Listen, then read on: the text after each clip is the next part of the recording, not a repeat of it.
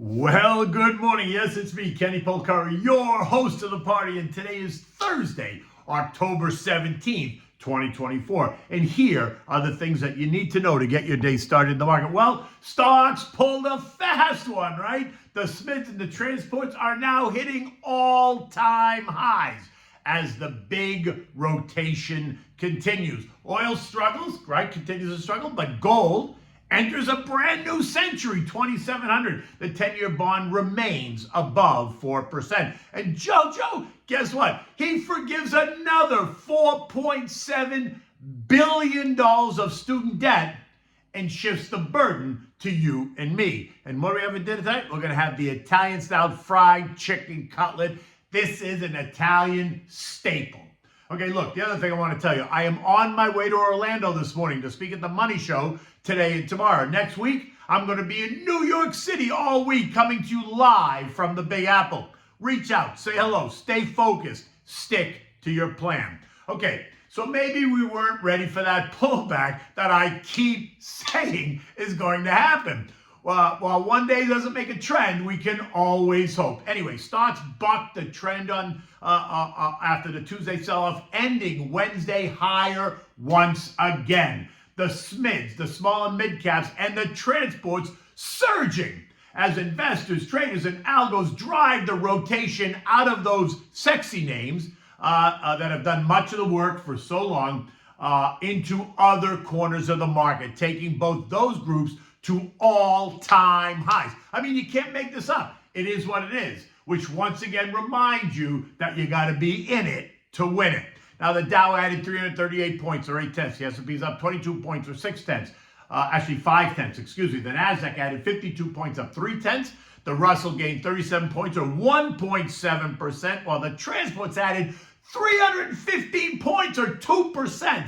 And the equal-weighted S&P added 40 points, or 0.6%. Now, note what happened. The equal-weight index, where every stock in the index carries the same weight, versus the S&P that's defined by market capitalization, which favors the mega boys, was actually up 0.7%. The S&P was up only 0.5.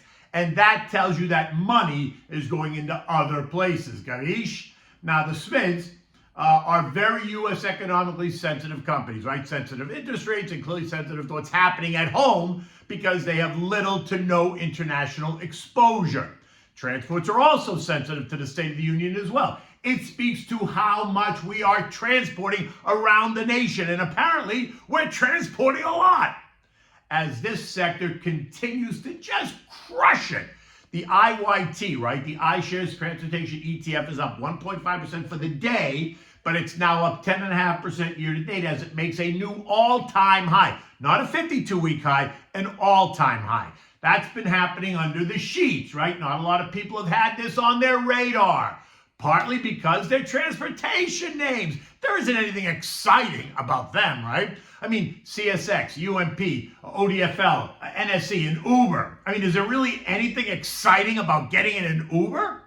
But it is what it is, and that's exactly why you need to have a well-diversified portfolio. You can't forget these guys. They help to power the economy, and they speak to the overall health of it as well. In the end, long-term investors are looking to either rotate out of the overcrowded trade, right? Think the mega tech, or at least not put more money to work in the sector as they see new opportunities all around them, right? Remember, by putting new money to work in other sectors, you automatically tend to rebalance the weightings in your current portfolio, right? So I, for one, I'm not selling any of my tech names. Think Apple, Amazon, Microsoft, IBM, Nvidia, et cetera, et cetera, et cetera. But I am adding new money into the value trade, the SPYV, as well as energy, consumer staples, aerospace, and defense, just because of the widespread global unrest, and of course, the SMIDs. And who else had a great day? Utilities up 2%, now up 30% year to date. Think about that just for a minute. Utilities, you got to think boring, right? When someone says utilities, you go, oh my God, it's boring. But guess what? Boring is good. Financials jumped by 1.25%. Real estate up 1%. All those moves tied directly to what the market is expecting on interest rates. Each of those sectors is more reactive to the direction of rates. And those groups continue to say that rates are going lower. Basic materials and industrials both up 0.8. Consumer discretionary and energy up 0.5%. Tech added 3%. Right? No excitement there. Healthcare was up 3%. Consumer staples and communications both lost less than 0.1%. Now, for all you guys that got unnerved by Tuesday's Nvidia performance and sold the stock, guess what? You acted too soon. Although the guys who bought it when it was down 7%, they made out very well. Nvidia took back 3.1% of the 4.6% it lost on Tuesday. All while investors are still raging mad at ASML, which lost another 6% yesterday, taking its two-day losses down to 22%. Ouch, that hurts. But I have to say, I think it's a massive buying opportunity. It's the largest European tech name that is on sale. Now down about 35% off the June high. Yeah, the guidance was weaker than many suspected, but for me, the story, the broad story has not changed, right, concerning their role in the whole AI tech space at all. They remain a key player and they are on sale. Now look, you have to look at it on the chart, right? You have to see if it holds the September, December 2023 lows around the 580, 620 range. It closed last night at 683. So while I like it, I am willing to wait just a bit longer to see if it does what I think it should do. So as you say, it's on my buy list, but after the move it made in just 2 days, you have to give it some time to settle down. It got beaten up. It's a bit sore. You have to give it time to heal. Okay, so let's move on. Eco data, mortgage apps fell by 17%, but it is that time of the year, let's be honest. New York Fed Services business activity also fell by 2.2%. Not great. Today brings us retail sales, and they are expected to be one of the catalysts. They are expected to be up. So let's see what happens there. The Philly Fed business survey is also expected to be up as well. Industrial production and capacity utilization, both a bit lower. Nothing dramatic, just slightly. And the earnings calendar. M&T Bank already came out. They beat. ELV, they missed. Truist Financial, they beat. While we wait for Travelers, MMC, Key Bank, all before the bell. Well, after the bell, we're going to hear from Netflix, CCK, and WAL. Bonds rallied a bit. The TLT and TLH up 0.4 and 0.2 respectively, and that sent yields down just a bit. The 2 years now yielding 3.94%, the 10 years at 4.03. Shorter duration 3 and 6 month notes are yielding 4.6 and 4.43% respectively, annualized, right? Oil is trying desperately to hold on to $70 after trading as low as $69.70 yesterday before closing at $70.30. This morning it's up 40 cents at $70.70. Now look, we all know the issues that have been causing oil to spike and then retreat. And again today, the oil bears are playing out the same story. That global supply glut is going to worsen. Oil producers lack the restraint. Supply is going to overwhelm demand, or so they think, blah, blah, blah, blah. My gut tells you that the ongoing wars in the Middle East and Russia and Ukraine, as well as massive demand for energy and electrification, along with a U.S. and global economy that appears to be firing on all cylinders, is going to continue to support oil and energy prices in the years ahead. Look, I don't think fossil fuels are going anywhere. And if Donnie gets elected, the U.S. once again is going to become the swing producer. The Saudis will stamp their feet and they'll unleash supply on the markets, and that's going to give us an opportunity to do what? Restock the strategic petroleum reserve that the Bidens emptied at lower prices. And lower prices is going to stoke demand, right? Let's be honest, this isn't COVID 2.0, and it's not the great financial crisis 2.0. Elected officials are not shutting down the economy, at least not right now, and China is not unleashing a new virus on the world. Although that could change, and if it does happen, then this whole conversation goes out the window, right? Energy right now is the underperformer on the year as a sector. It's up only 7.6%, way behind the other 10 sectors that are all up double digits. We are now in the $65, $72 trading range for oil. That's September support and trendline resistance. And gold, boom! We are now officially in a new century. Gold is up 12 bucks at 27.03. This, as gold bugs look to the look to the commodity as a safe haven trade, as the U.S. presidential election is now only weeks away, almost days away, while ongoing eco data and earnings add to the story.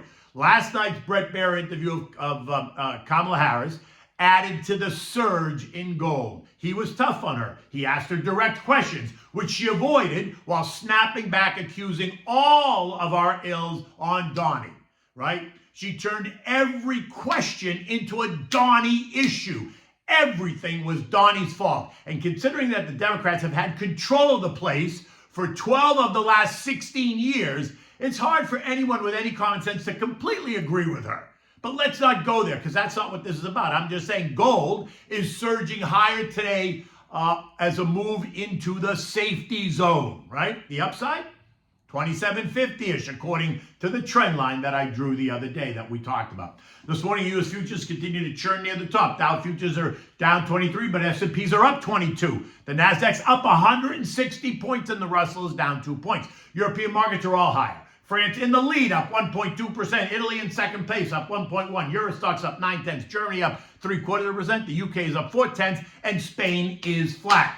The ECB is expected to cut rates again today, the third time this year, as inflation risks ease across the continent.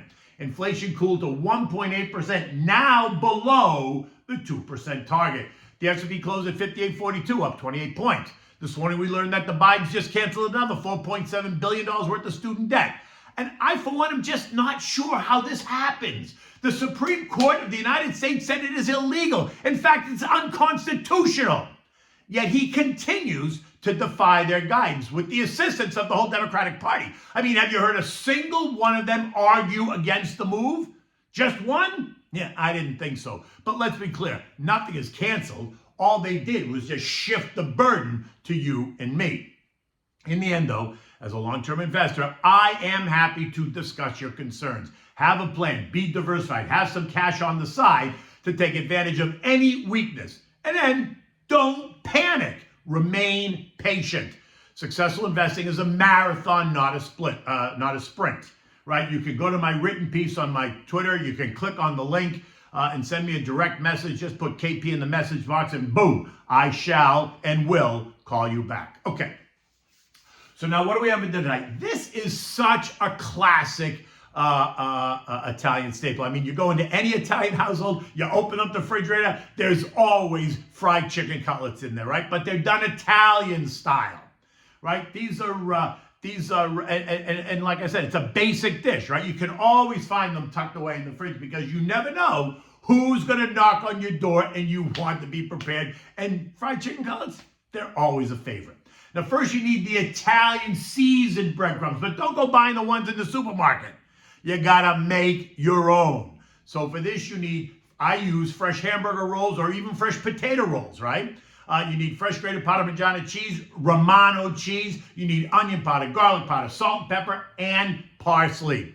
You want to put the buns in a food processor, right? Chop them all up and then add those to a large mixing bowl. Now add the cheeses, both cheeses. Add all the spices. Go slow on the salt, though, because the cheese adds salt, capiche?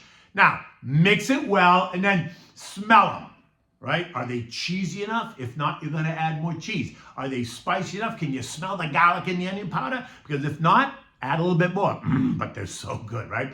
Now, you need 5 scrambled eggs, flour. You need the thin sliced chicken cutlets. And if you can't get the thin sliced ones, then just take the regular ones and pound them with a meat cleaver, right? You need the breadcrumbs that you just made. And then, of course, you need the frying pan and the olive oil. Now, make an assembly line, right?